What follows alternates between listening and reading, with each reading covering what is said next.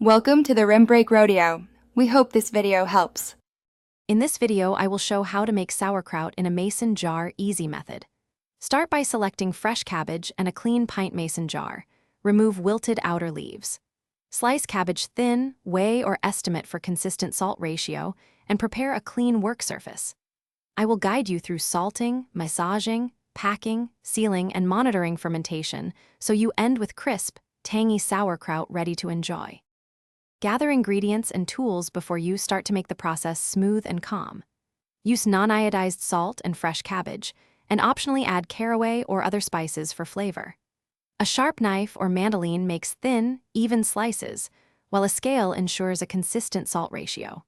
Use a clean pint or quart mason jar and a weight or smaller jar to keep cabbage below the brine for safe, even fermentation.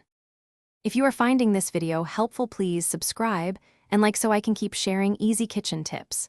Quick recommendation: the Shark AI Ultra Robot Vacuum is great for cleanups after prepping cabbage, offering voice control and smart cleaning that fits busy cooks. I find it funny how a robot can pick up stray cabbage shreds while you ferment. Check the description for the link and other deals. Now let's get back to the video.